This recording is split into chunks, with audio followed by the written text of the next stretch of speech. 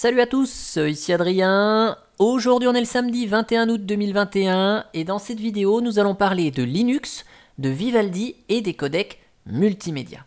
Pourquoi je vous parle de ça aujourd'hui? Parce qu'en 2021, beaucoup de choses ont évolué et étrangement j'ai reçu cette semaine deux messages vraiment similaires de deux personnes qui souhaitent partir de Firefox pour des raisons qui leur sont propres pour basculer vers Vivaldi. Alors vous le savez, Vivaldi c'est le navigateur internet que j'utilise depuis de nombreuses années. De nouvelles personnes qui arrivent sur la chaîne ne le connaissent pas forcément et régulièrement on me demande c'est quoi le navigateur internet que tu utilises, il a l'air sympa. Donc j'indique qu'il s'agit de Vivaldi. Mais comme tout logiciel que j'utilise régulièrement, je vous en parle. Je vous parle de Vivaldi, je vous ai parlé de Audacity, je vous ai parlé de Clémentine, de SongGrec, de EasyTag. Bon, j'aime bien vous partager les outils que j'utilise au quotidien et en plus ces logiciels, vu que je les utilise, je peux me permettre de vous en parler et de vous indiquer qu'ils sont assez pratiques. Mais je ne force personne à utiliser tel ou tel logiciel, utilisez ceux qui vous conviennent évidemment. Et si on fait un bond dans le passé, vous savez, j'avais parlé de Vivaldi en 2019 et il était effectivement plus simple de pouvoir supporter les codecs multimédia, toute distribution Linux confondue, en exécutant un script update ffmpeg. Ça avait été défini ça dans un article de blog sur vivaldi.com. Et d'ailleurs, je vous rappelle que ces codecs ne sont pas inclus dans Vivaldi, c'est une histoire d'argent. Et je vous renvoie vers le C'est quoi qui dit numéro 35. On a passé 2 heures ensemble avec Gaël pour vous expliquer plein de choses sur Vivaldi. Vous retrouvez en dessous de la vidéo l'horodatage avec tous les thèmes abordés et ce que nous avons expliqué de manière assez détaillée. Et à 1h21, on avait parlé de ces fameux codecs. Bon, donc ça, c'est une chose. Mais c'était en 2020. Et en 2021, beaucoup de choses ont changé. Vous allez le voir ici. On va donc voir ensemble qu'il n'y a rien à faire. J'ai installé 3 machines virtuelles. L'installation, c'est installation par défaut et juste les VMware Tools pour pouvoir avoir le plein écran. Première distribution installée, Ubuntu. Donc comme ça, on va installer Vivaldi en allant sur le site officiel, récupérer le paquet deb et donc du coup, ce que je vous montre sur Ubuntu, ça va fonctionner quelle que soit la distribution basée sur Ubuntu ou Debian, donc Linux Mint et tant d'autres. Donc là, je récupère Vivaldi, paquet deb, ok, enregistré. Et ici, je l'installe. Donc je double-clique dessus, je fais une install classique. Ok. Et donc là, je fais l'install sans avoir besoin de la ligne de commande. Installer. Le mot de passe qui va bien. Et donc, je vais lancer Vivaldi et aller sur la page qui permet de vérifier qu'une vidéo fonctionne. Donc là, je vais aller sur Vivaldi. Donc comme d'habitude, on a l'assistant de premier lancement, j'en ai parlé récemment, qui permet d'activer les fonctionnalités qui vous intéressent sur Vivaldi. Donc je vais laisser les options par défaut, ok. Et donc on va aller sur Vivaldi HTML5, ok. Et donc là, on arrive sur le site officiel helpvivaldi.com. Et donc là, on lit la vidéo, ça fonctionne. Si ça ne fonctionne pas, la seule chose à faire, c'est de fermer Vivaldi et de le relancer. Pourquoi je vous dis ça?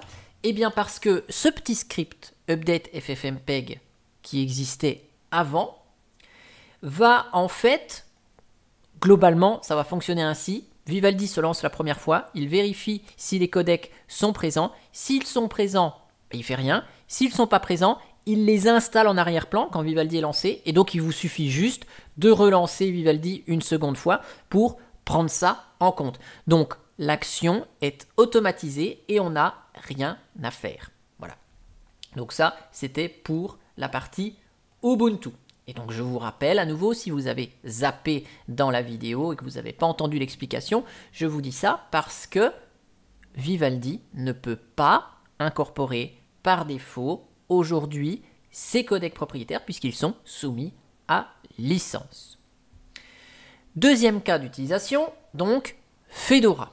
Je vous montre, c'est exactement la même chose. Je me connecte sur Fedora. OK. Je lance le navigateur internet par défaut, qui est Firefox.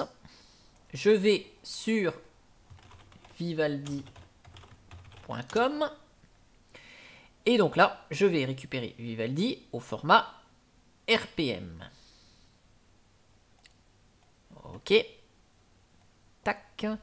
Et donc, j'installe ici Vivaldi de la même manière sur ma Fedora.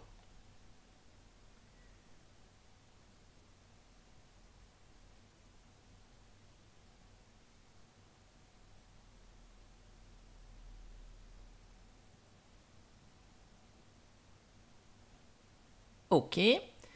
Donc, je lance Vivaldi. Oula. Vivaldi. De la même manière, l'assistant ici se met en place. Donc, je vais laisser les options par défaut.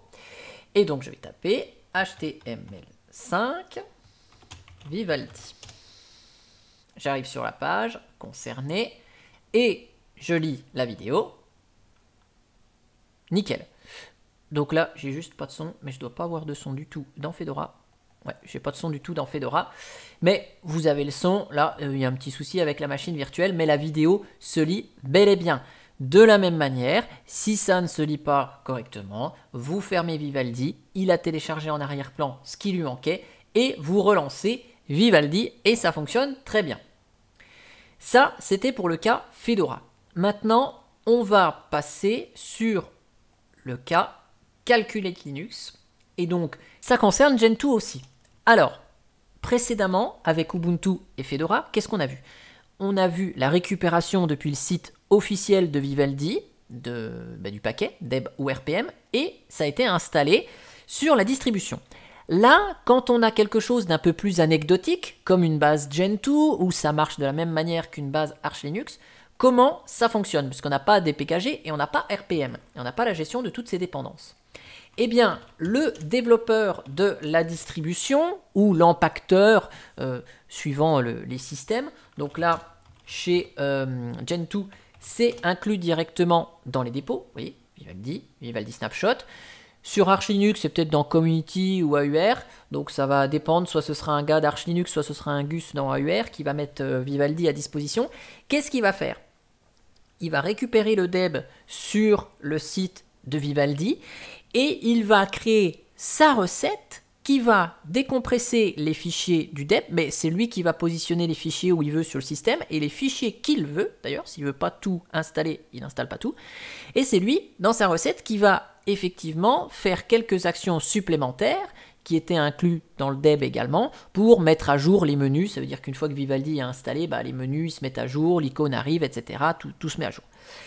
Et donc là, dans ces distributions, le risque, c'est que l'empacteur ne veut pas installer tous les fichiers pour des raisons qui lui sont propres ou par des raisons de philosophie. Et c'est ce qui se passe sur Gentoo, vous voyez, Vivaldi, ici. Si j'installe Vivaldi sur mon système, pour ceux qui connaissent les systèmes Gentoo, vous voyez, on a des use flags, là, des options qu'on peut passer pour installer un logiciel de manière différente ou d'exécuter des actions de manière différente. Et là, si vous voulez, donc ça c'est la philosophie de Gentoo, si vous voulez avoir le support natif, comme sur Ubuntu, sur Fedora, de ces codecs, il faut activer le use flag proprietary codec. Et vous voyez, ça va nous récupérer automatiquement les plugins de Chrome, donc il n'y a rien à faire, c'est automatisé. Par défaut, sur Gentoo, ce use flag proprietary codec et Widvine, ils sont désactivés. Nous, chez Calculate Linux, on souhaite rendre quand même la distribution accessible et minimiser les bidouillages par rapport à une Gentoo officielle. Donc, je me suis arrangé pour que ces deux use flags soient activés de manière automatique pour un utilisateur qui installe Vivaldi. Vous voyez, j'ai rien fait d'un point de vue action. Ça m'a récupéré directement Vivaldi. Et donc là, si je lance le navigateur Vivaldi et que je tape exactement la même chose que sur Ubuntu là, et Fedora, à savoir HTML5 Vivaldi, là, on a à nouveau l'assistant d'accueil, donc je vais taper directement Vivaldi HTML5. Hop, on retourne sur le site, exactement le même. Ici, automatiquement, la vidéo est lue et le codec est officiellement supporté.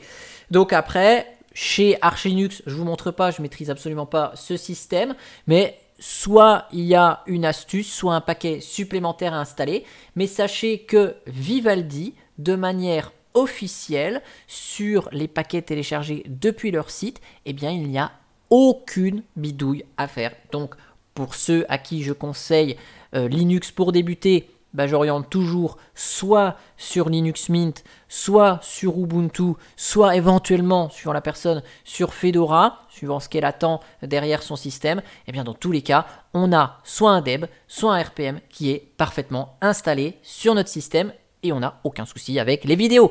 En tout cas, j'espère que cette vidéo explicative vous a plu. Vous pouvez tout à fait répéter les opérations que j'ai faites dans cette vidéo de votre côté, pour vérifier que les faits sont les mêmes. Et moi, je vous dis à bientôt pour une prochaine vidéo. Allez, ciao, ciao!